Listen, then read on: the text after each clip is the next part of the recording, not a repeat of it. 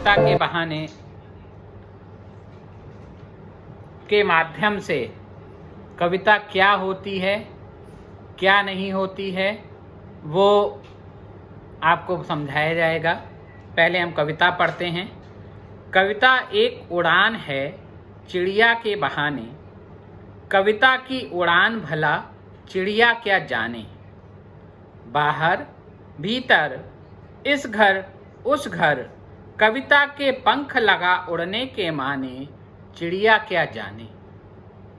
कविता एक खिलना है फूलों के बहाने, कविता का खिलना भला फूल क्या जाने।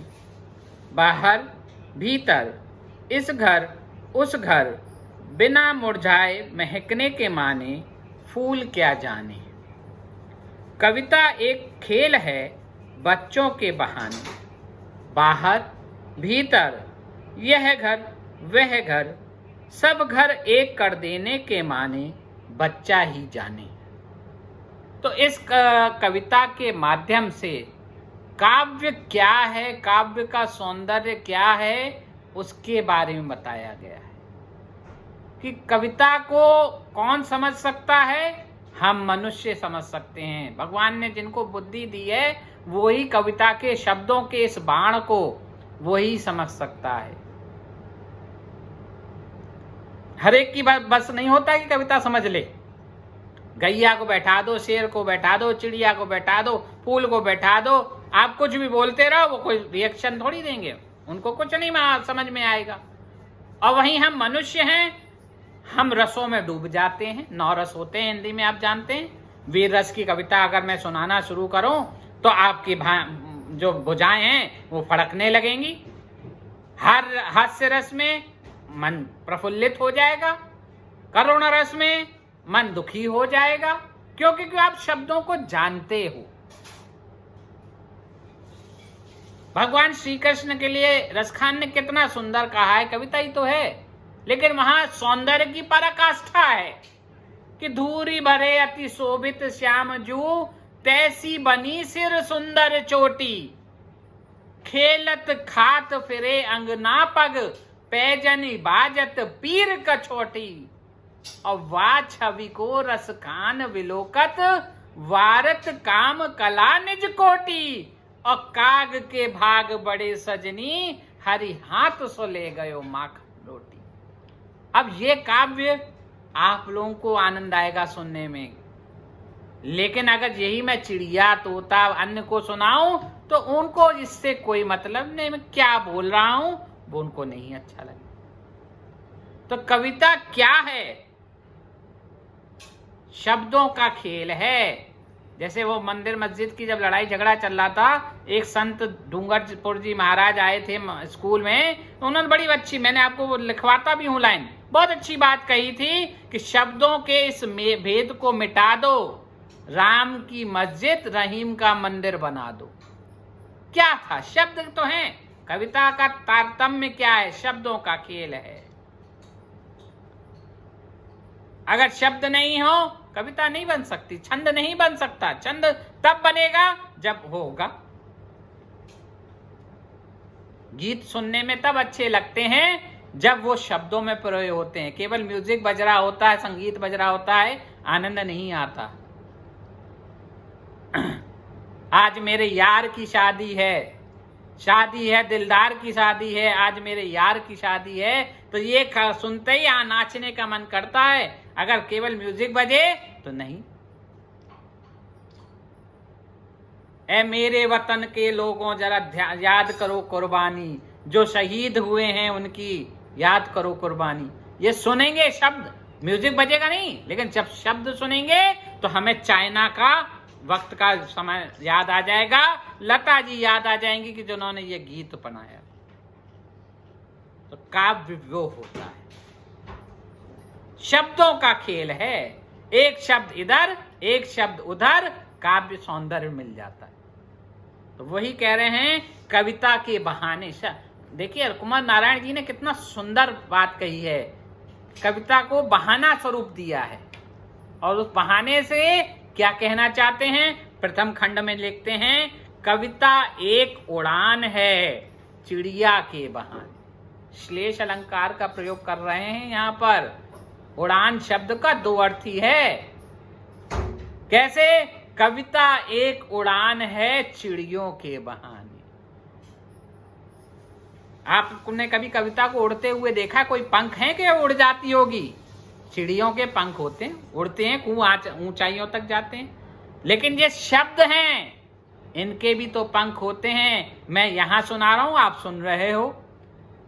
मैं काव्य यहां सुनाऊंगा, पूरे दुनिया भर में लोग देखेंगे, वो सुनेंगे, तो ये उड़ी तो रहे हैं। इस कमरे में तो सीमित नहीं है। आपके बाद दूसरा, तीसरा, चौथा, पांचवा। उड़ना मतलब जाना, चहलना, आनंद में डूब जाना, उसे उड़ना कहा जाता है।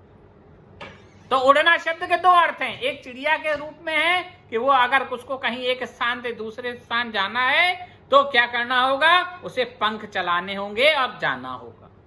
लेकिन कविता कब उड़ रही है? जब वो शब्दों में बंद कर एक सीमा से दूसरी सीमा, तीसरी सीमा, एक व्यक्ति के मुख से दूसरे मुख, तीसरे मुख, एक कण से, एक कान से दूसरे कान, एक देश से दूसरे देश से तीसरे देश, जब वो दौड़ना उड़ चलती है तो इसे उड़ान उन्होंने कवि ने कहा है कि कविता एक उड़ान है चिड़िया के बहाने। कि जिस तरीके से चिड़िया को उन्होंने एक प्रतीकात्मक स्वरूप लिया है कि जिस तरीके से चिड़िया उड़ती है उसी तरीके से कविता भी उड़ती है।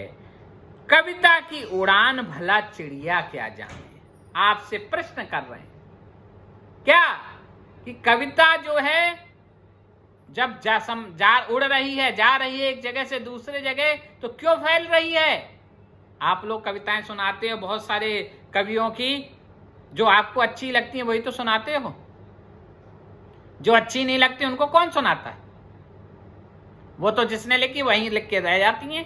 जो अच्छी लगती है वो एक देश से दूसरा, तीसरा, चौथा सुनाते चले जाते हो।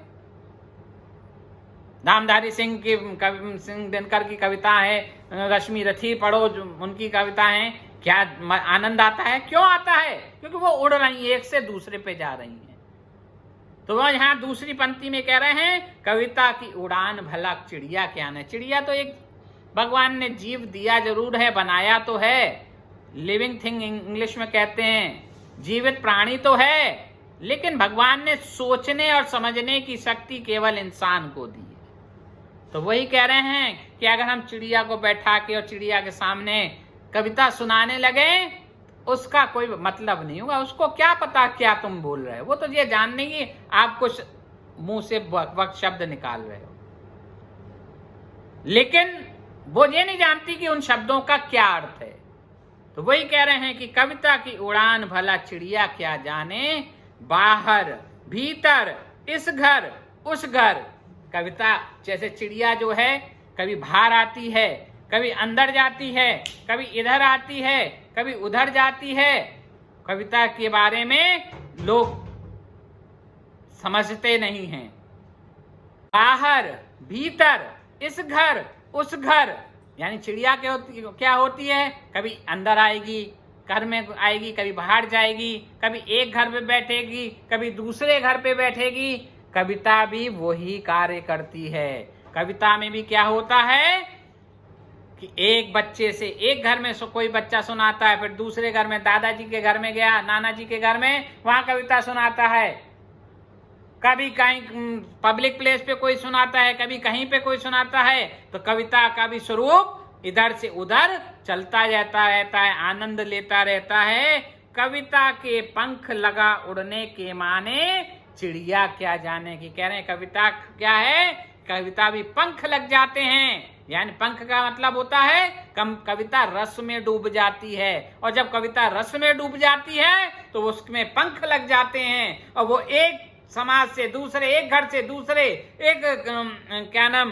एक बाहर भीतर सबको समझ में आने लगती है और सब उसे गुनगुनाने लगते हैं। लेकिन अगर चिड़िया से पूछो तो चिड़िया को इसका कोई इल्म, कोई ज्ञान नहीं होना चाहिए। तो कविता क्या है? कविता समझने की चीज है जो मनुष्य मात्र के लिए है। चिड़िया का उसका कोई लेन देन नहीं है। द्वितीय खंड में देखिए क्या कह रहे हैं, कविता एक खिलना है फूलों के बहाने। कविता क्या है? जैसे फूल खिलता है, फूल भी आप जानते हैं, बायो पढ़ा है आपने और 10th तक पढ़ा है, ये भी जीवित में आता है, सांस ले रहा है, अपने फोटोसिंथेसिस से सारे काम हो रहे हैं, तो वो भी जीवित में आता है। लेकिन वही मैंने कहा ना, भगवान ने इनको ये नहीं दिया, बुद्धि नहीं दी, दिमाग नहीं दिया, समझने की शक्ति नहीं दी। अगर ये दिया होती तो आज शेर मेरे बगल में बैठा होता, कह रहे जरा किनारे हटियो, मुझे भी बैठना है। मेरी तो हवा खुशक हो जाती शेर को बगल में देख के। हाथी आ जाता है कि हटना जरा, थोड़ी जगह मुझे दो, तो हाथी बैठता तो सभी गाड़ी नहीं चल पाती है। जब मान लो टीटी बनकर शेर आ जाता कि लाओ टिकट चेक कराओ, तो जो बिना टिकट वाले थे वो तो सब कूद कूद के भाग जाते। नहीं तो कहता नहीं है टिकट, लाओ, मैं भी पट्ट से अपने दांत में हाथ धर के कप कर लेता, खा जाता।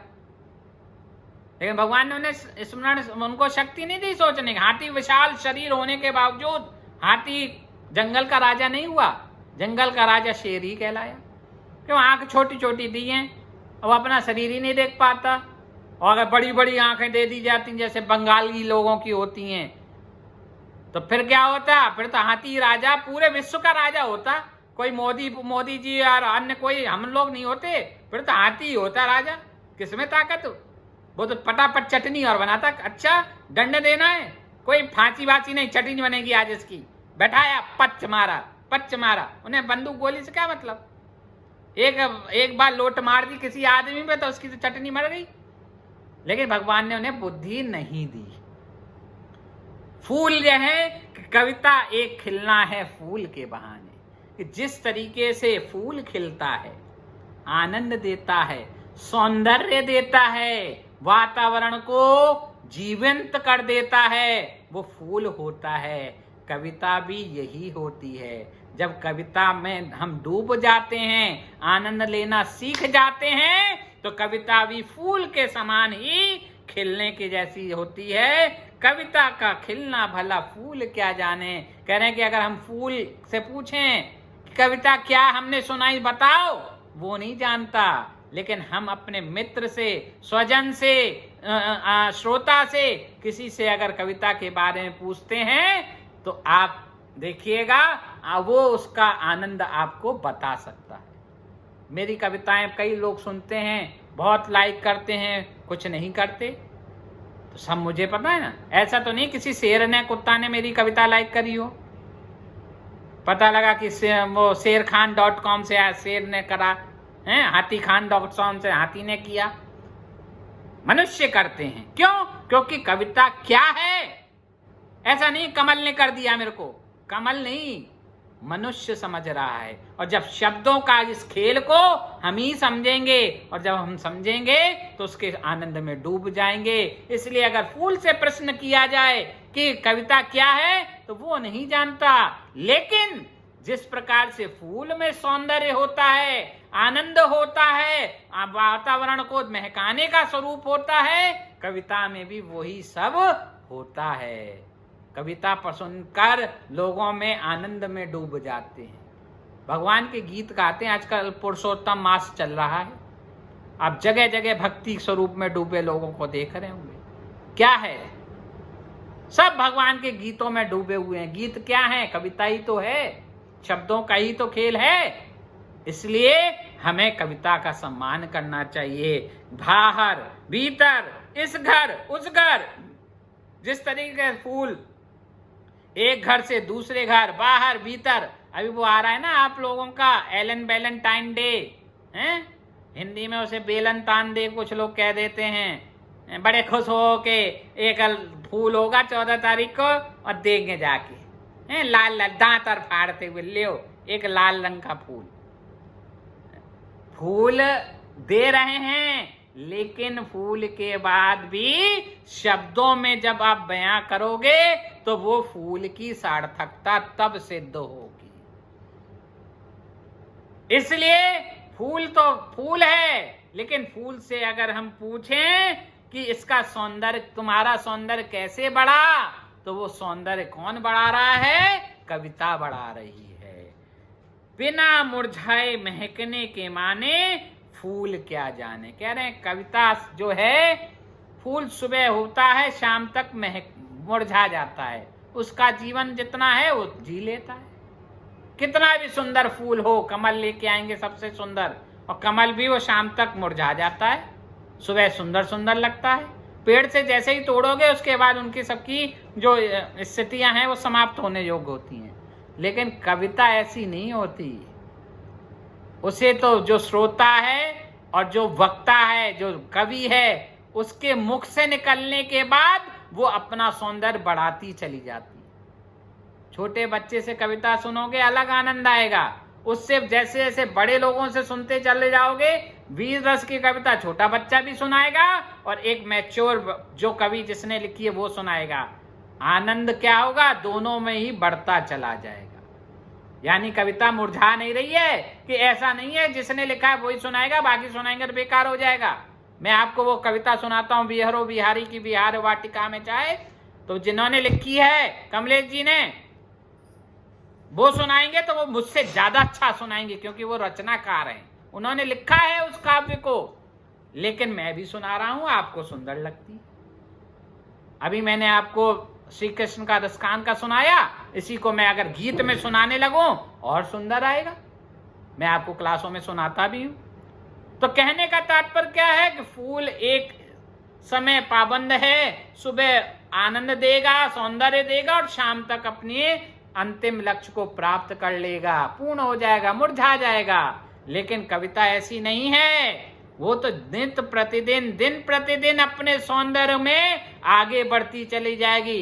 एक मुख, दूसरा मुख, तीसरा मुख, जितने सुंदर तरीके से उसका प्रस्तुतिकरण होता जाएगा उतनी सुंदर कविता होती चली जाएगी, कभी नहीं मुरझाती। डिप्टी डायरेक्टर सर की कविता बहुत सारी आपको मैं सुनाता हूं, रोज कुछ ना कुछ उनसे नया मिलता चला जा रहा। एक कविता तिवारी करके हैं, बहुत अच्छा कवि सुनाते हैं, कुमार विश्वास हैं। रोज कविताएं सुनते जाइए, उनकी कविता ऐसा थोड़ी कि आज सुन ली कल नहीं, मन करता है गुनगुनाने लगते हैं। क्यों? कविता जो है उसका जो आनंद है वो आनंद बना रहता है। तो आगे देखते हैं कि कविता का अगले छंद में आते हैं। कविता एक खेल है बच्चों के बहाने। कि कविता क्या है? एक खेल है। अंताक्षरी खेलते हैं बच्चे, खेलते हैं कि नहीं खेलते? अब तो बहुत कम हो गया, आप लोग मोबाइल में लगे रहते हैं, पबजी और डबजी और गवजी हैं, इनमें लगे रहते हैं बच्चे। लेकिन हम जब छोटे थे तो कविता पाठ प्रतियोगिता और कविता की अंताक्षरी ये सब हुआ करती थी। हम लोगों को याद, आज हम आप लोगों को कविता क्यों सुना देते हैं? हमने जो प्राइमरी की पढ़ी हुई है वो भी सुना देते हैं, बड़ी भी पढ़ी है वो भी सुना देते हैं, क्योंकि हमें याद थी। अब वो अक्षर आया पट से उस पर हम कविता सुना देते थे। तो ये भी एक खेल है। आज बच्चे नहीं खेलते, मोबाइल में लगे पड़े हैं। हम लोगों के वक्त में गर्मी की छुट्टी होती थी तो कोई खेल बहुत तो होते नहीं थे, ज्यादातर तो मैदान में हॉकी क्रिकेट फुटबॉल खेलते थे। अब घर में दोपहर में बैठे हैं छुट्टियों में तो क्या होता था? अंताक्षरी होती थी। अब अंताक्षरी हो रही है, अब दो पार्टियां बन गई, अब एक कविता सुना रही फिर दूसरा सुना रहा। तो बच्चों के लिए भी ये खेल होता है। तो क्या कह रहे हैं? कविता एक खेल है बच्चों के बहाने। बच्चों को भी कविता में बड़ा आनंद आता है, बहुत सौंदर्य मिलता है, बाहर भीतर, यह घर वह घर। कह रहे हैं बच्चे कविता में इतना डूब जाते हैं। आप लोग हैं जो कविता सुंदर लगती है, कितना सुनाते हो मुझे। कई लोग हैं, चंद्रमोहन कितनी सुंदर कविता सुनाई तुमने लिखी है। तो कविता बहुत सुंदर होती है, कविता का आनंद ही बहुत अच्छा होता है। और जब बच्चे इसको खेल खेल में खेलना शुरू करते हैं तो ये सर्वव्यापक हो जाती है, एक घर से दूसरे घर। अब आप दादाजी के यहाँ से बाद नाना जी के यहाँ गए, अब नाना जी के यहाँ पहुंचे तो नाना जी के यहाँ नाना जी से पूछते हैं, अच्छा बच्चे कोई कविता सुना दो। पट्ट से एक कविता सुनाई जाती है। आप दादाजी खुद, अरे बच्चा बहुत अच्छा है, अरे मेरा तो जो देवता है बहुत अच्छा, लाओ इसको जे खिलाओ, जे खिलाओ वो खिलाओ। वो तुमसे ये नहीं पूछते हैं कि आज कौन सी पिक्चर देख के आए हो, कि पबजी में तुमने कितने मार दिए। नाना जी तो यही पूछेंगे, बेटा एक कविता सुना दो। क्यों?